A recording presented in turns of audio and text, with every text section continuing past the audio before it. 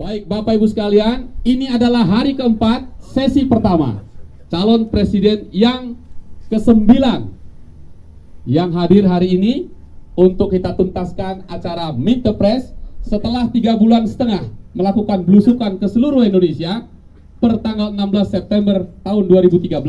Saatnya calon-calon presiden ini bicara kepada masyarakat Indonesia lewat media yang kami sebut Meet the Press. Kita tepuk tangan untuk Anies Baswedan. Acara kita, Bapak calon presiden, 60 menit.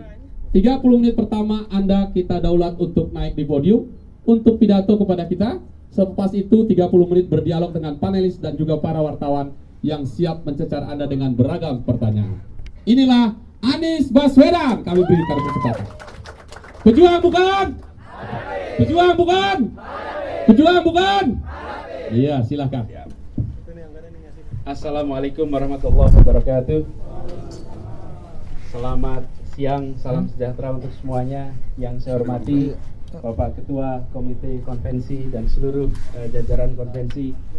Yang saya hormati Bapak Ketua Harian Majelis Tinggi Partai Demokrat.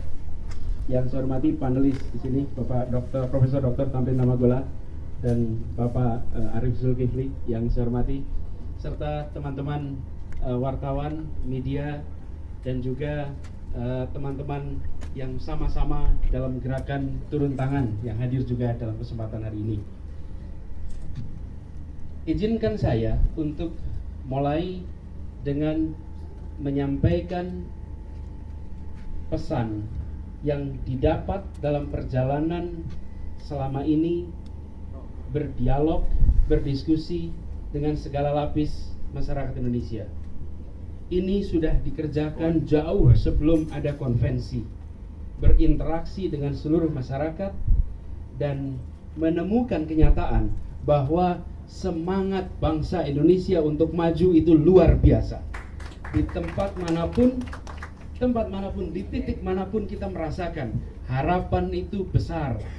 Saya pernah di sebuah pulau Selaru, itu di ujung tenggara Indonesia berhadapan dengan Darwin. Kami hadir di sana bertemu dengan masyarakat, guru-guru. Ketika acara mau dimulai, hujan keras sekali. Dan pada saat hujan itu, satu orang pergi agak jauh untuk menyalakan diesel. Kenapa jauh? Karena kalau dieselnya dekat nanti mengganggu suaranya. Menyalakan diesel, kembali mereka ke ruangan, kita mulai acara dimulai dengan menyanyikan Indonesia Raya di tempat yang tanpa listrik sambil mengatakan saya orang Indonesia dan saya percaya Indonesia punya masa depan yang cerah. Ini saya temui di ujung. Saya berkeliling kemarin 3.000 km bersama teman-teman turun tangan di berbagai kota. Semua orang yang terlibat dalam gerakan turun tangan ini 0 rupiah, mereka relawan dalam artian sebenarnya. Dan mereka semua hadir karena percaya bahwa republik ini punya harapan, punya masa depan. Yang selalu dikatakan adalah kita memerlukan pengurus-pengurus republik yang berintegritas. Kita memerlukan orang-orang yang bisa dipercaya. Tapi semua percaya bahwa janji yang dulu diungkapkan pada saat kita merdeka, yang saya sering kutip, itu adalah janji yang akan kita bisa lunasi sama-sama. Saya memilih untuk mengambil tanggung jawab, dan bersama ini saya akan sampaikan bahwa kita memiliki peluang yang luar biasa besar. Republik ini maju bukan semata-mata karena 1-2 orang hebat, tapi karena begitu banyak rakyat di segala level yang bisa bekerja bersama. Kita perlu bergerak bersama-sama. Dan kalau kita perhatikan, yang kita perlu lakukan sebagai terobosan adalah berpikir dengan cara yang berbeda, bekerja dengan cara yang lebih baik, bekerja secara lebih kreatif, secara lebih keras. Inspirasi ini didapat dari sebuah tempat namanya Pandansimo. Pandansimo itu sebuah pantai di daerah istimewa Yogyakarta di sisi selatan. Tempat ini Pak, waktu saya dulu kecil, saya tumbuh besar di Jogja, itu tempat yang biasa dipakai untuk syuting kalau pemutaran teater yang perlu settingnya gurun pasir. Karena tempat itu amat gersang, amat kering, dan persis seperti Sahara. Dan kemarin kami ke sana bertemu dengan para petani di Pandan Simo. Tempat yang gersang, kering berubah menjadi tempat yang subur dan hijau.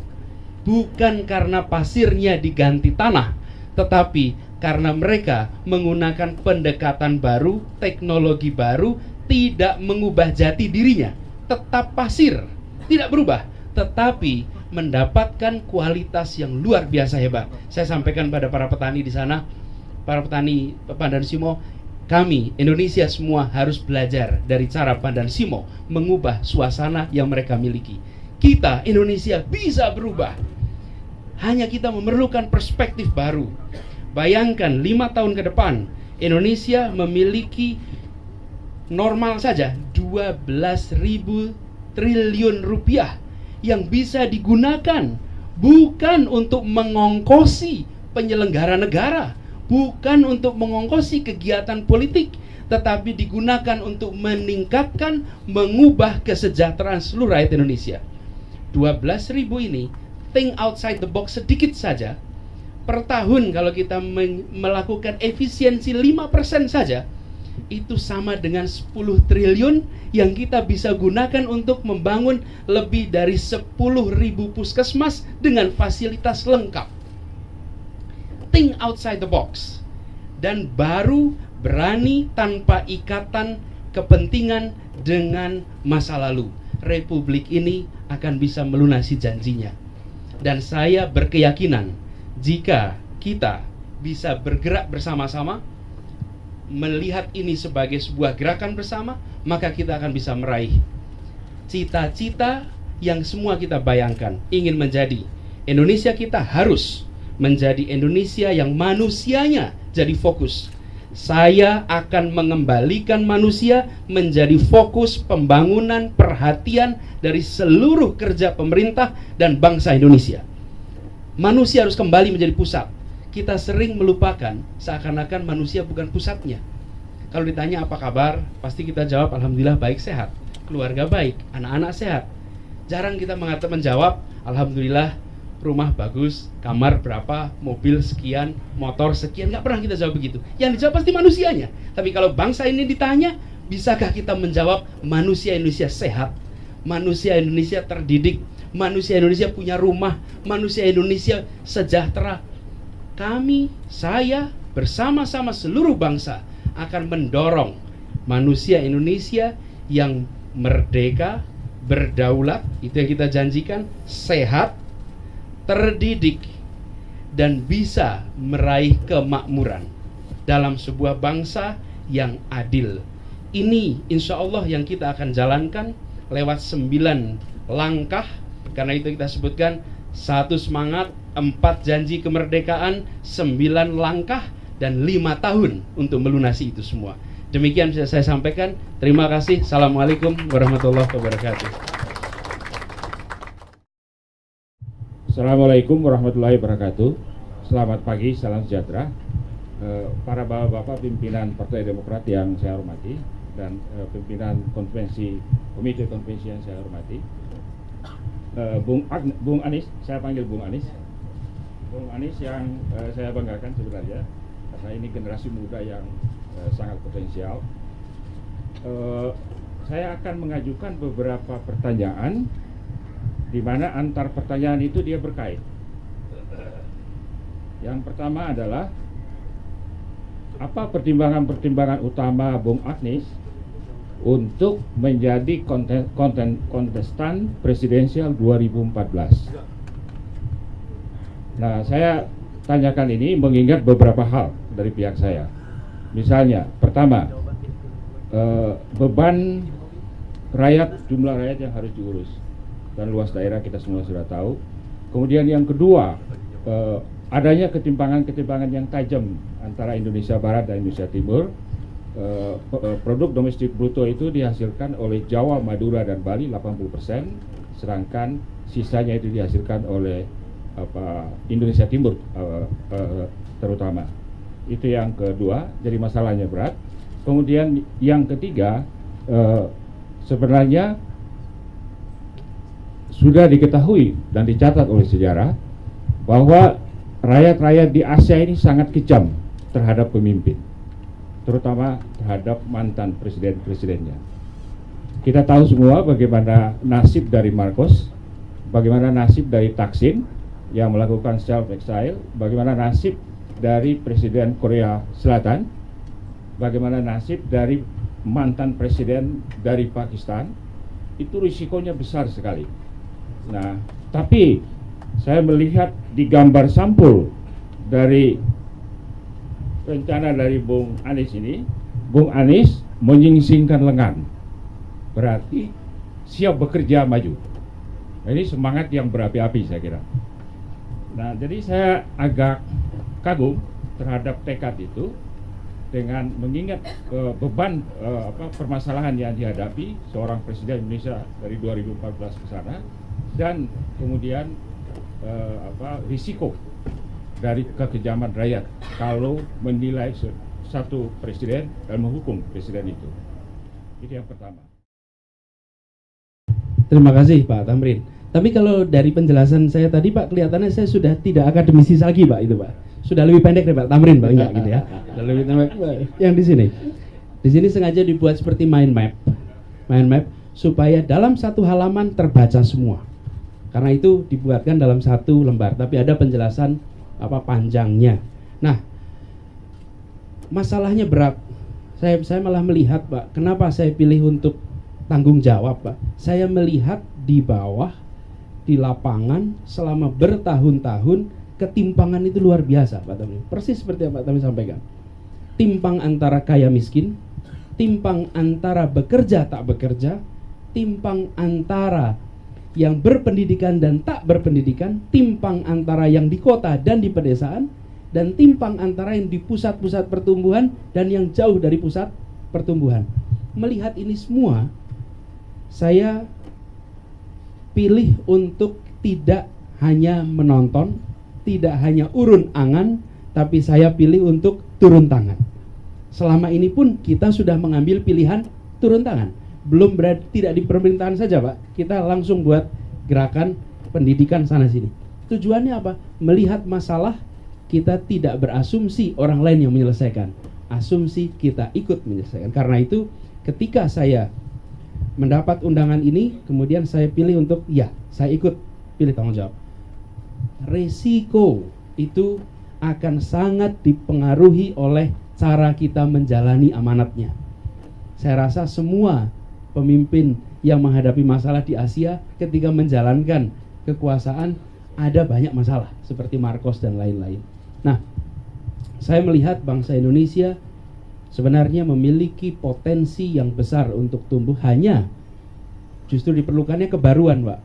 Karena itu saya memberanikan diri untuk maju. Yang dibawa adalah kebaruan, sesuatu yang baru. Mau pilih yang lama boleh, tapi saya menawarkan yang baru. Baru dalam cara berpikirnya, baru dalam cara bekerjanya, dan baru juga di dalam menyelesaikan masalahnya. Sehingga dari situ Pak Thamrin, saya berusaha untuk mengubah perspektif tentang terlibat itu bukan semata-mata soal kursi, tapi terlibat itu justru mengajak semua untuk bergerak dan melakukan sesuatu. Jadi saya akan meneruskan tradisi para pendiri Republik ini. Para pendiri Republik ini adalah kaum terdidik yang memilih untuk turun tangan, tidak sekedar berada di meja-meja menulis, tetapi terlibat langsung turun tangan dan menggerakkan. Menurut saya yang menarik dari pemimpin awal adalah mereka hadir merangsang jutaan orang mau iuran tenaga, iuran pikiran, iuran uang, bahkan tidak sedikit yang iurannya nyawa. Kenapa? Karena hadir pemimpin yang berintegritas.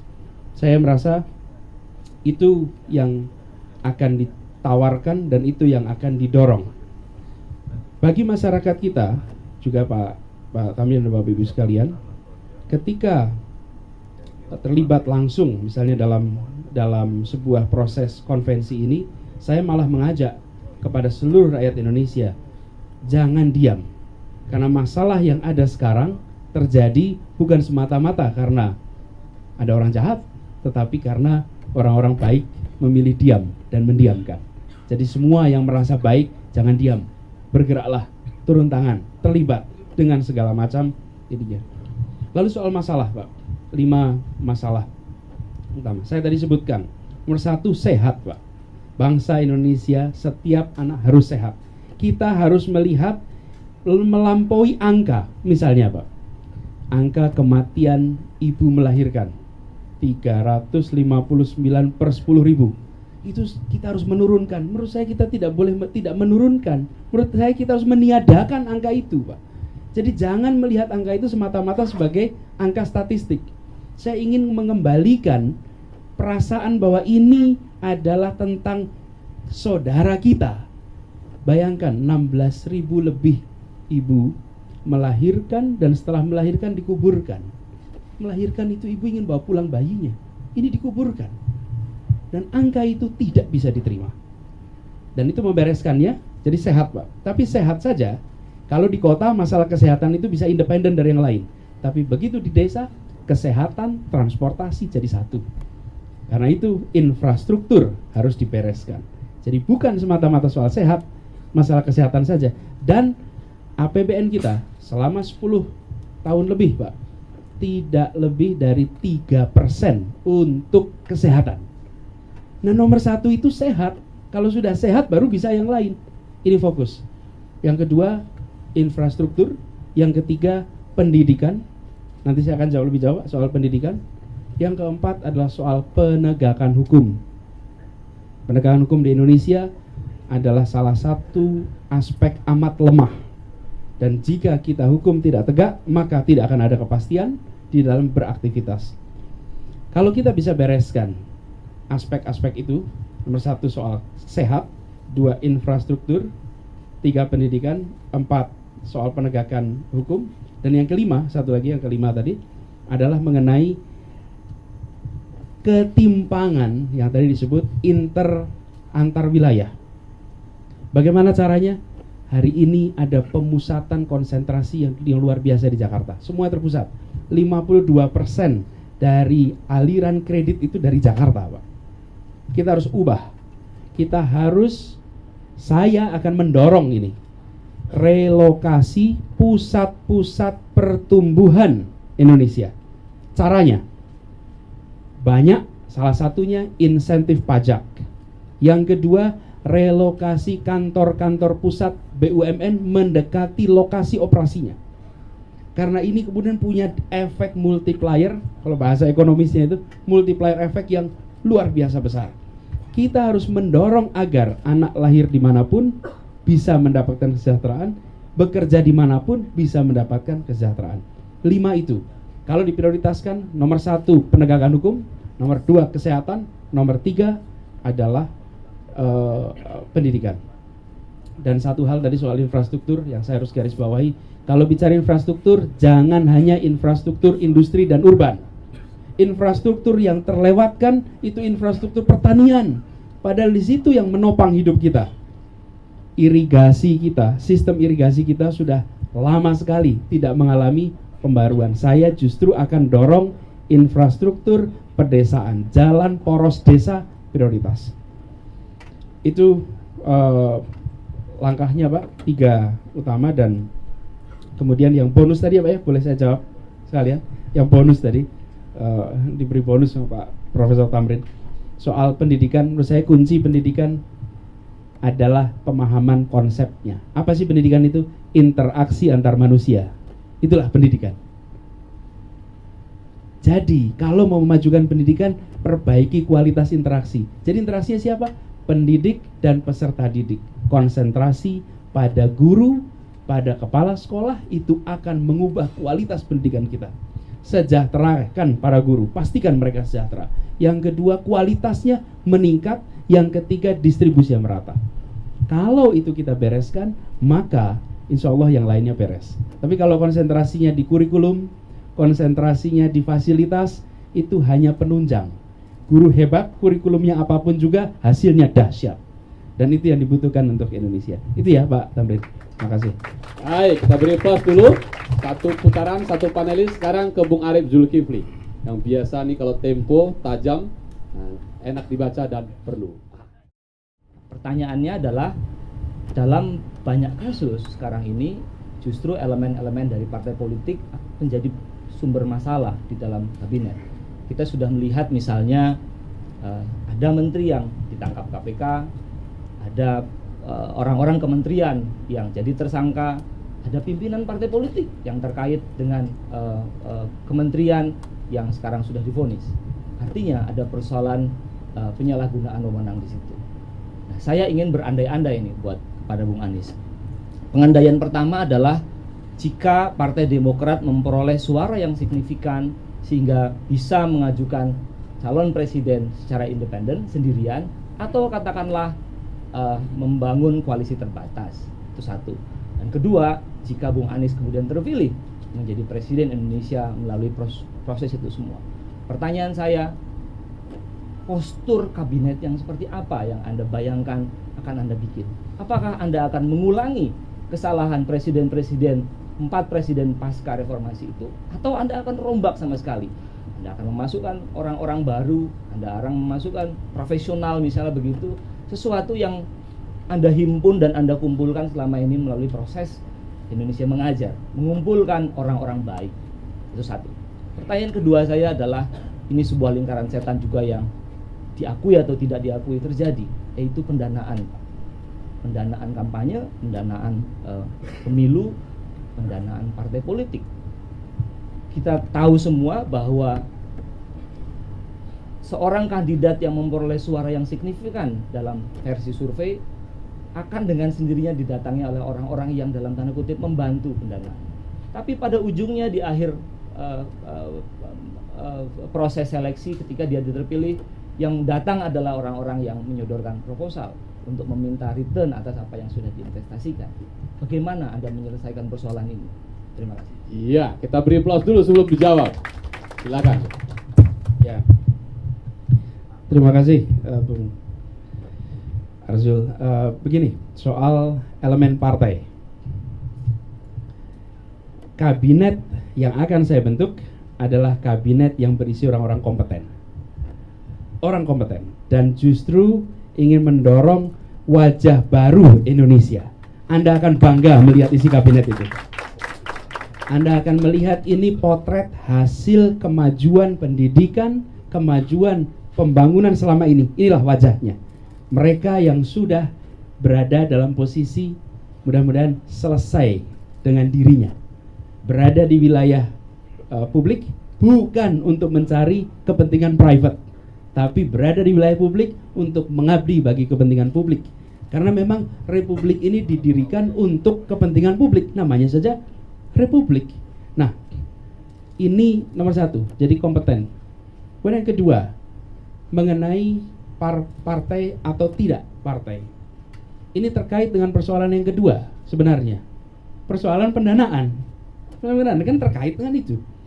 Saya ingin memastikan bahwa isi kabinet itu orang-orang yang kompeten, dan di sisi lain pengelolaan partai harus ada pendanaan yang jelas. Pendanaan partai hari ini sumbernya kita saling pura-pura tidak tahu, Pak. Rakyat tidak mau tahu kira-kiranya biayanya berapa, udahlah nggak usah dilaporkan. Yang partai juga tidak melaporkan. Yang ada di KPU sana ada laporan biaya kampanye. Bahkan sampai dengan Desember 2013 juga ada laporannya. Tapi kita tahu di lapangan nggak seperti itu. Kita semua tahu. Nah sekarang menurut saya yang justru dibutuhkan adalah pengaturan kembali pendanaan partai. Lewat apa? Sumbernya macam-macam. Tetapi salah satu sumber yang harus difikirkan adalah pendanaan dengan menggunakan dana dari negara. Dan partai kemudian harus melaporkan secara reguler, secara transparan. Ini bukan hal baru, di banyak negara sudah dilakukan. Tetapi yang harus dibereskan adalah partai juga harus menjadi institusi yang governance-nya baik.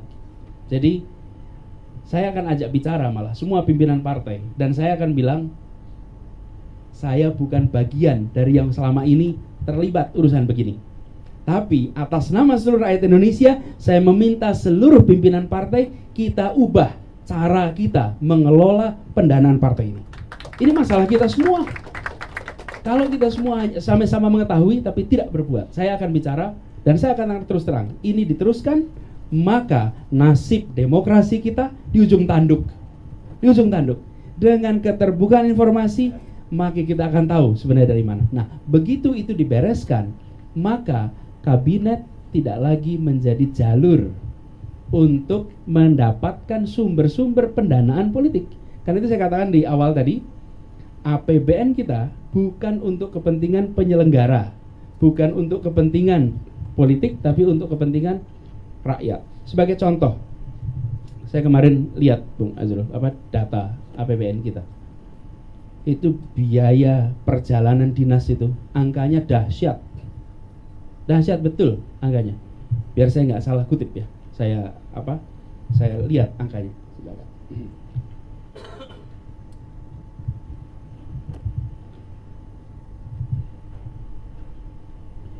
APBN 2009 itu 2,9 triliun. Lalu muncul APBN perubahan, berubah menjadi 12,7 triliun. Dari 2,9 triliun menjadi 12,7 triliun. Lalu itu tahun 2009. 2014 ini dianggarkan 32 triliun untuk perjalanan dinas. Yang harus berjalan adalah orang-orang Indonesia untuk meraih kesejahteraan, bukan pengelola negara yang diurusin seperti ini. Ini contoh konkret. Ini masalah. Karena itu, saya akan ambil orang-orang yang kompeten, yang mereka bisa berkata, bereskan republik ini saya atas nama seluruh bangsa. Dan ini dilakukan bukan karena mereka punya kepentingan, tapi kepentingan pribadi, justru karena mereka membawa kepentingan publik.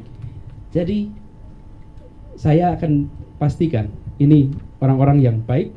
Yang kedua, pendanaan partai ada mekanismenya sehingga hidup, dua-duanya bisa survive. Gitu ya jawabnya. Terima kasih. Ya, itu kalau dilihat angka-angka makin menyeramkan itu ya.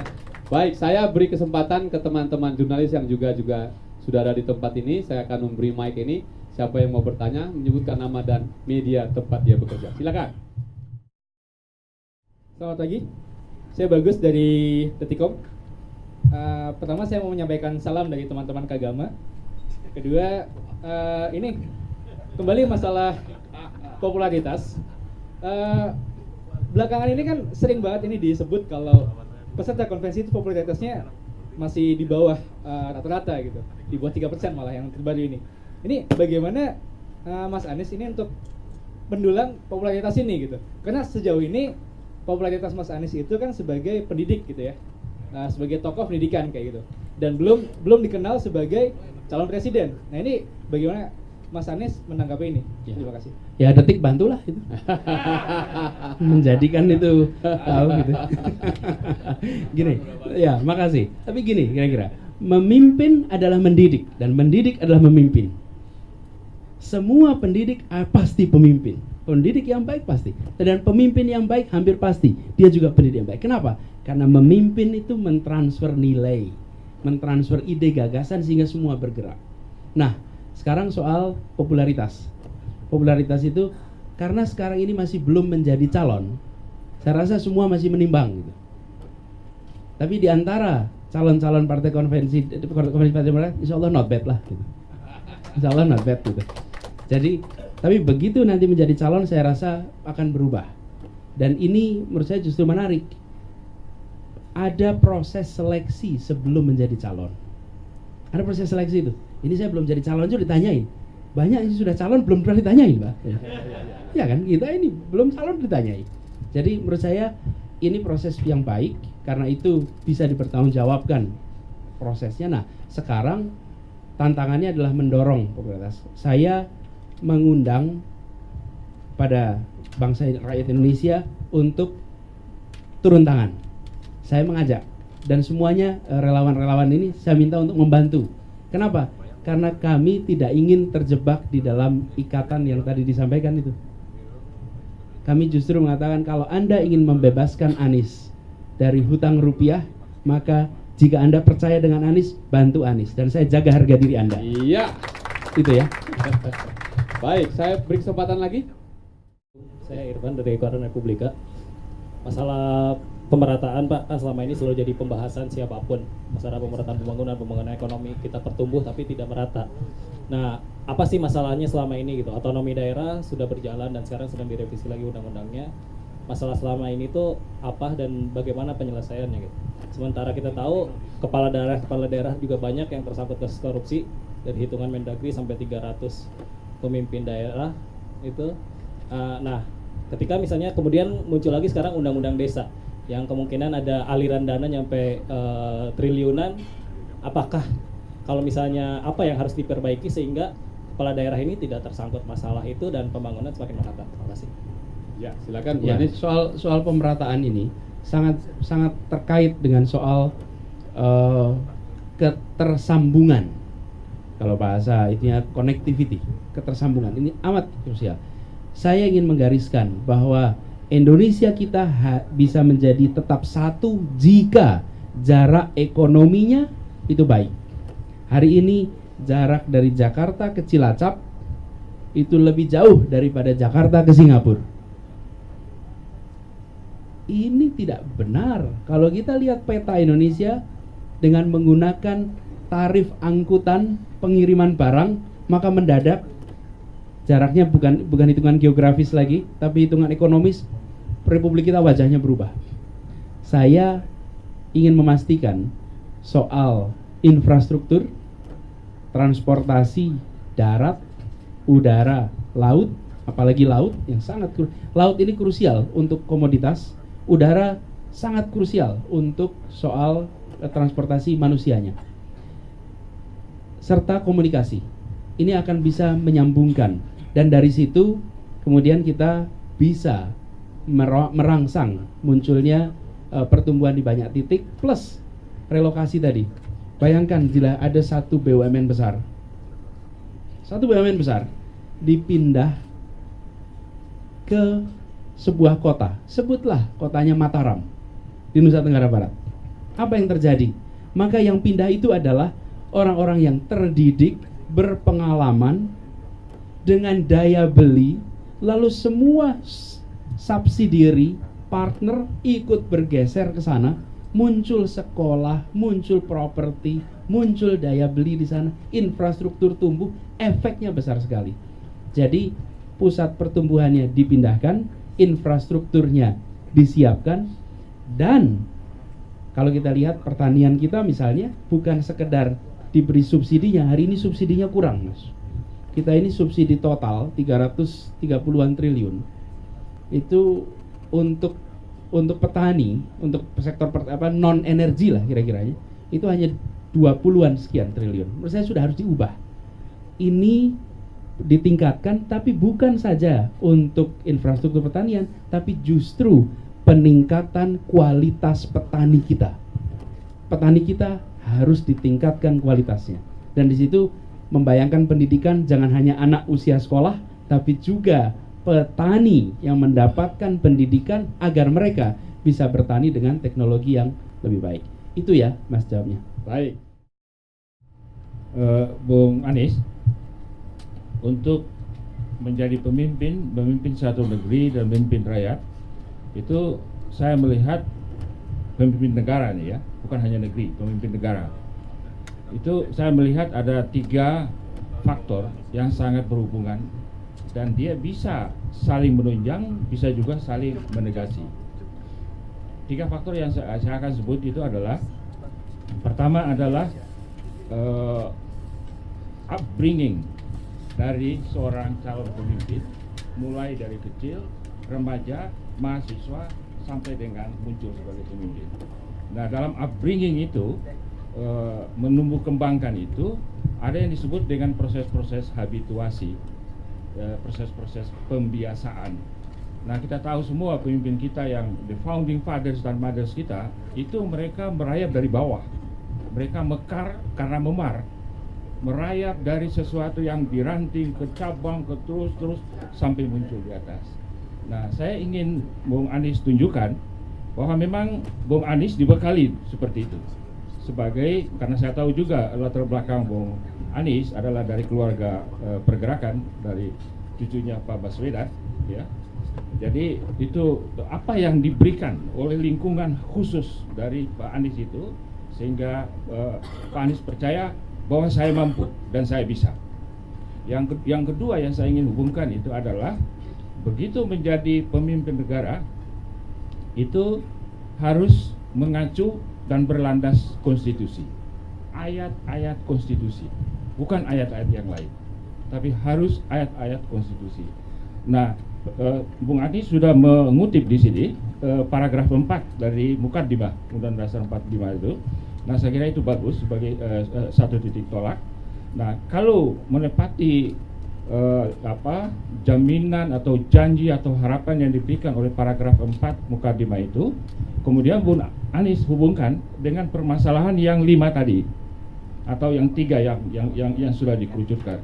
Bagaimana modal pribadi bisa diandalkan untuk mengemban tugas konstitusi, memecahkan 3 masalah yang utama itu. Ya. Terima kasih. Silakan Bung Anies. Terima kasih Prof. Tamrin.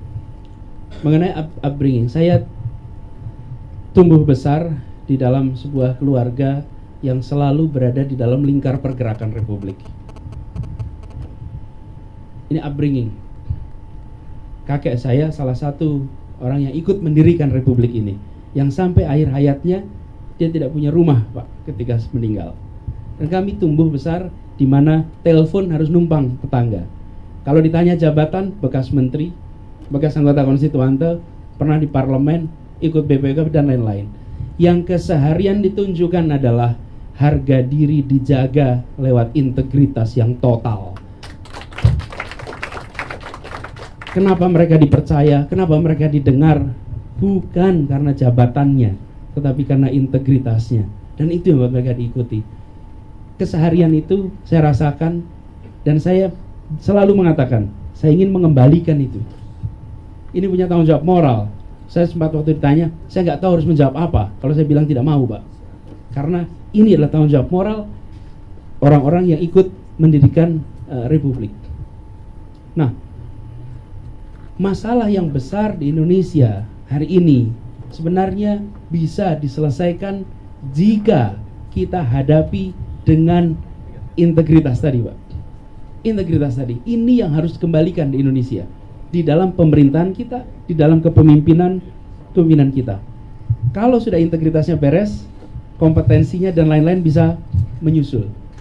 Lalu keterlibatan, alhamdulillah selama perjalanan selama ini tidak berada di wilayah pemerintahan atau di dalam pemerintahan, kita selalu bekerja untuk kepentingan Republik. Jadi masalah berada di dalam atau tidak, kalau ada dipanggil minta tugas, siap. Dipanggil minta tugas, selalu siap. Dan saya selalu mengatakan panggilan apapun dari Republik kita selalu siap untuk menjalaninya. Itu prinsip yang selama ini dipakai. Nah, kemudian terkait dengan janji tadi, Pak. Republik ini berjanji nomor 1 melindungi, Pak.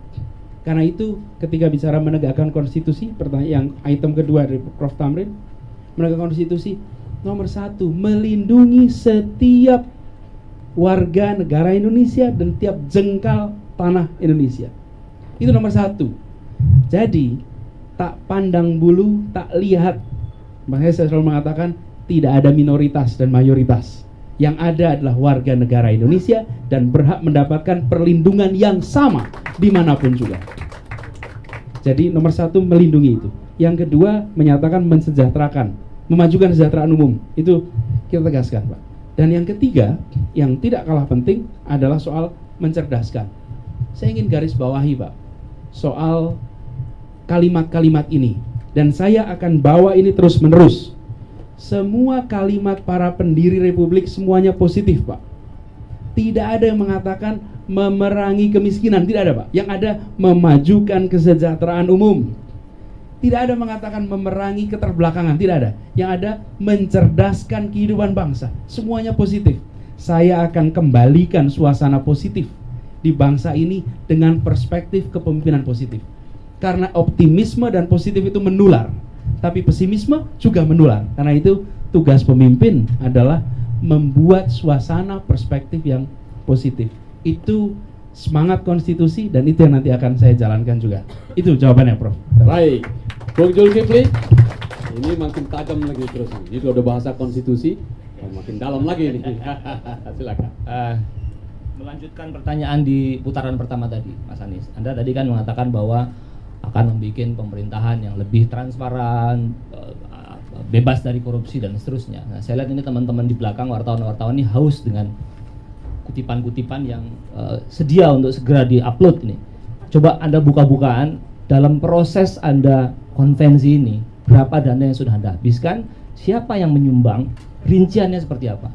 Nah, kalau Anda bisa jelaskan, saya kira ini dalam 3 menit sudah muncul semua itu di .com.com. Bukan begitu ya, Bung? Iya, Ita, betul, ya? betul. Tujuannya itu kan? Setuju. Nah, begitu.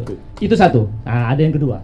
Yang kedua adalah Anda ikut konvensi di sebuah periode di mana apatisme politik publik terhadap parpol itu sedang drop, sedang turun.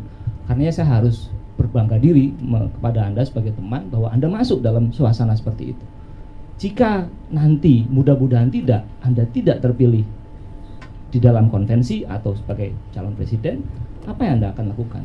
Kembali ke dalam habitat Anda di dunia pendidikan atau ikut berkecimpung terus di dalam dunia politik yang sudah Anda tekadkan sejak awal? Apakah Anda ingin menjadikan parpol sebagai sepeda yang mengantarkan Anda di tujuan yang bisa Anda lepas kapanpun, atau Anda akan menyublim menjadi sepeda itu sendiri? Jadi pertanyaannya, kalau nanti kalah bagaimana gitu ya? Ya, betul. Insya Allah akan menang, Mas. Insya Allah akan menang. Jadi itu selesai dah dengan sendirinya. Jadi insya Allah akan menang.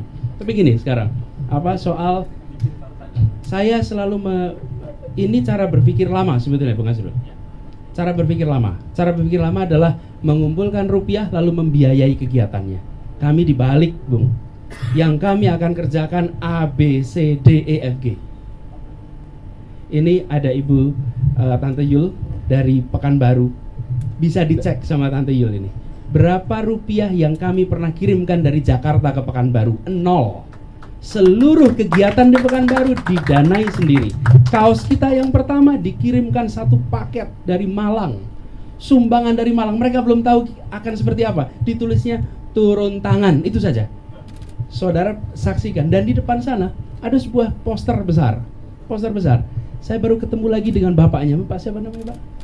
Pak Sabri. Dan beliau mengatakan, saya pasang ini karena saya percaya Anda. 0 rupiah. Ini yang kita mau melakukan perjalanan keliling Jawa, perjalanan keliling Sulawesi, dilakukan dengan inisiatif lokal. Kami di Jakarta justru datang bawa badan. Seluruh kegiatan dijalankan di sana, nginep di tempat teman. Di tempat teman itu betul-betul memang ada teman lama di mana-mana. Jadi kemana saja bisa. Jadi ini yang kita lakukan selama ini. Kalau itu dirupiahkan, dan teman-teman yang lihat di sini, ini mereka banyak yang cuti untuk ikut hari ini. Jika mereka dirupiahkan sebagai konsultan, angkanya fantastis.